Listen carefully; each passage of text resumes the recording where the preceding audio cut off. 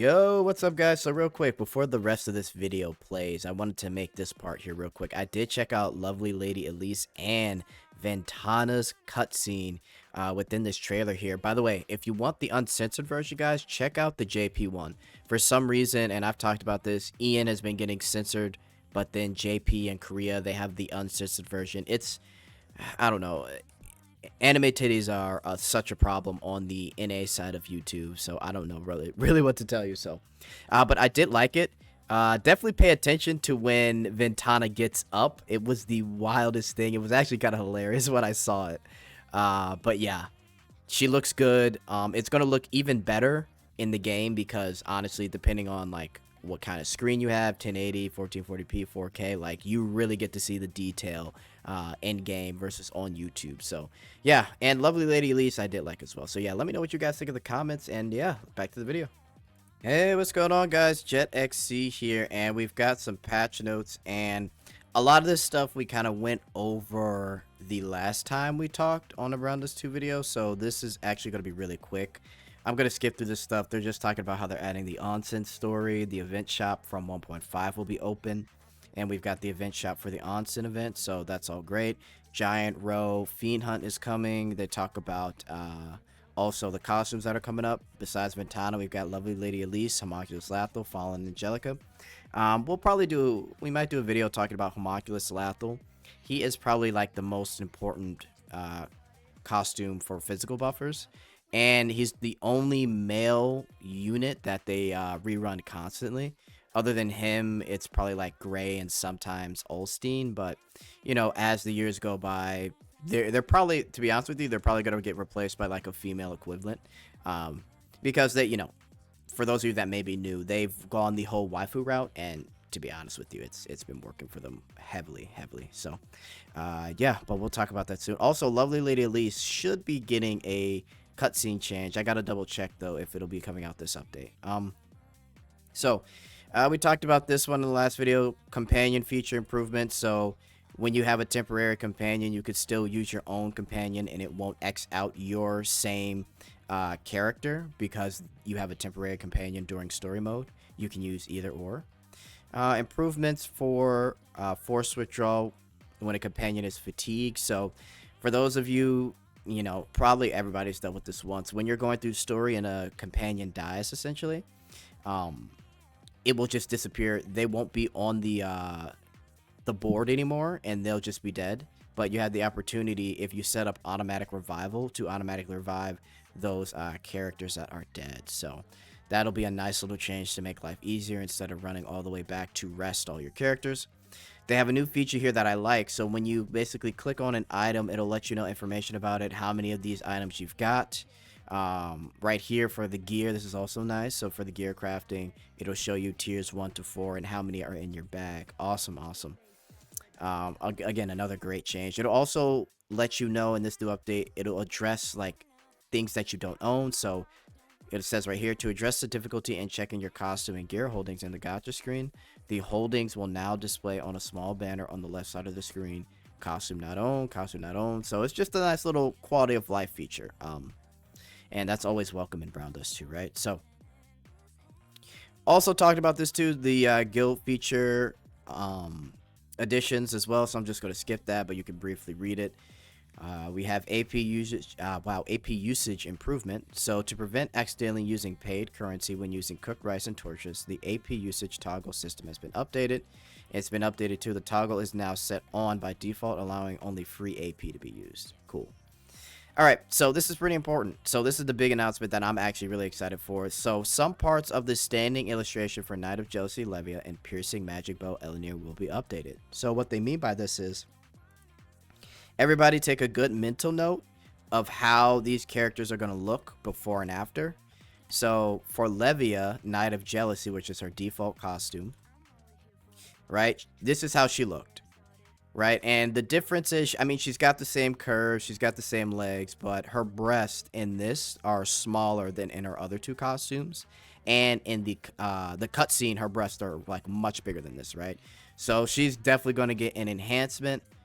Just like she's got, I mean, come on now, look at this. All right, her booba is huge in her other two costumes, so it's not surprising that uh, we're going to be seeing a change with this. And this whole thing started when people were complaining, hey, there's inconsistency with like body size, breast size. And I know some people are a little worried that more petite characters will be changed. I don't think you have to worry about that. I think they understand like, hey, if we're putting out characters, we got to make sure it's consistent, right? So yeah, this will be an interesting change. And then also too, I'm gonna be honest, Magic Bow Elenir, with her cutscene and the way she looked, I'm super excited for how the everything's gonna look. But yeah, Magic Bro Elenir, honestly, I really don't mind the change for her. In her cutscene, the image that they showed, her legs were thicker and her booba was way bigger. She had a huge cleavage, bigger booba in general. So I think the change is definitely gonna be met with praise for the most part. Again, this will probably be one of the only times that this will happen unless they screw up somehow, some way, but I think it'll be fine, right?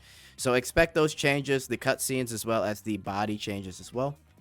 Some parts of the skill cutscene for Deal Snatcher Luvencia will be updated, right? So for those of you that have seen Luvencia, again, this video will be here for a mental note. All right, so if we check it out here, this is essentially the cutscene, so nothing too crazy, but they did mention that they wanted to change the lips. And they're also probably going to have some more provocative angles too as well. So definitely take a mental note of that cutscene because they will be changed. All right. There will be changes to the update schedule. Some content will be extended by one more day, and the next maintenance will take place on the 30th. Okay. Now, schedule change content, season event, Onsen training, legendary graduate, giant row, evil castle. And then they mentioned the changes to Yumi's cutscene mentioned during the January 9th live broadcast and developer notes will require further discussion and are expected to be reflected in the update upon February 12th. We apologize for the delay compared to the previous shared schedule. We kindly ask for your understanding.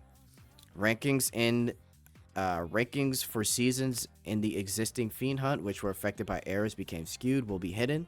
Only rankings from properly reopened seasons will be retained. So they're just going to X that out of existence. Okay, now we have Onsen practitioner Ventana. Again, I can't show too much for now, but she does look good, right? 10 out of 10 design. I like it. Now let's talk about it. So Ventana, if the enemy is taunted, is in a taunted state or under like concentrated fire, increase the enemy's damage taken by light property attack by 100% for 6 turns. Deal physical damage to the enemy based on 300% of your attack. So at +1, it's 2 SP, and then if we take a look at the skill potential, you can increase the light damage debuff by 4 turns, right? So instead of 6 turns, it'll be 10 turns, which is insane, right? A couple things that this has me thinking. I feel like we may get into a meta where characters will have some type of elemental buff along with the damage that they do. That could be somewhere that they're going, because Ventana, there may be 1 or 2 characters with something like this, but I feel like Ventana may be one of the few, if not the first, that gives basically essentially extra damage, but it's light property damage, not just extra damage in general. So if you've got a whole light team, you definitely want Ventana in there because, like I said, increase the enemy's damage taken by light property by 100%. Now, if we go all the way down to +5, we have 570% all the way from 300%. So in general, I mean, heck, she's dealing a ton. But let me make sure here. So yeah, okay. So in general, guys, this costume here, again, it's hitting 1 person. In general, this costume's doing a ton of damage by itself. However, if you're able to get the light damage at +5 here, you're looking at 770% of damage, which is pretty crazy. That kind of almost matches up with Levia's skin, her cyberpunk skin, because I know if you're able to hit somebody under certain conditions, you're doing like 800% of damage. So she's definitely going to be super viable in the Fiend Hunt, obviously, but for me personally, I think I'm just going to chill out and I will +1 her.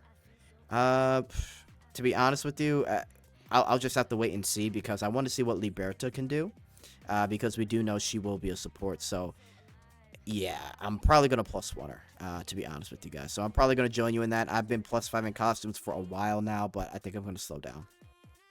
But yeah, make sure you definitely get this third skill potential because that'll be really important regardless, right?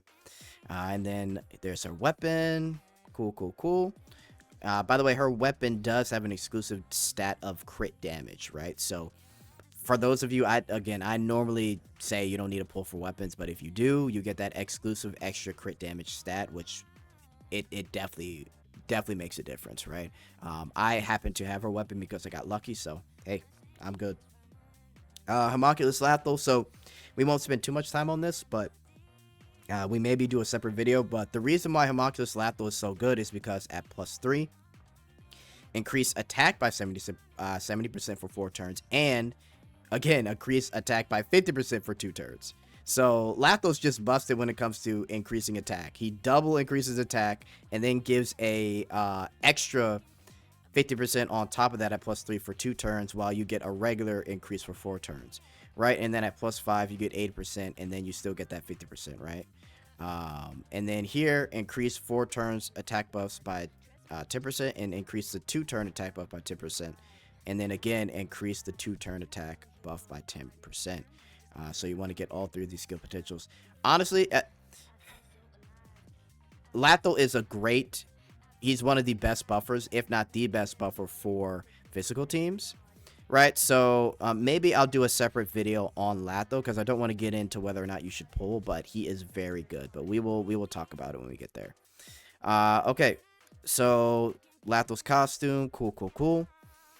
Is there anything else? Okay, the Lovely Lady Elise costume, exclusive gear, role selection will be available for pickup. Okay, we know that.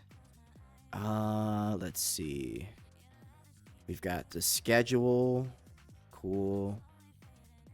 Powder of Hope shop. We have Come Back Out of Ventana. Okay, so they're giving us... Oh, and I think there's a season pass for Ventana too as well. So they're really trying to push Ventana right now. Let's see. Golden Thread is Beach Vacation Morpia. Cool. Let's see. The issue where the looping cutscene for Pierce... Magic Bow Pierce and Lanier displays incorrectly when the loop setting is enabled. Issuer sound. Issuer look. Okay. Let's see. Okay. Damage has been increased to some monster skills and story packs 2, 5, 7, and 8. A lot of fixes here. The issues where the app freezes when using another ability skill at the end of Overpower. Ability skill will be fixed. The issue where Quick Hunt is unlocked. Okay. Yeah, okay, that's about it. So, really short here, guys.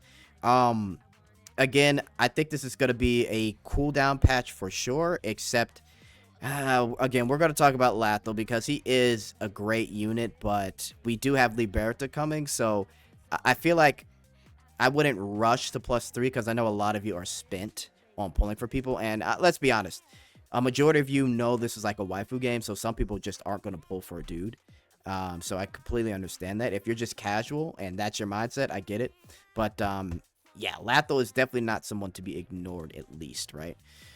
But yeah, that's about it. We'll talk about Lathel in the future, but right now, Ventana, it's looking like, for me at least, I will +1, and we'll see how it goes with some testing. But all right, guys, that is it for me. Let me know what you guys think. I am out. Later.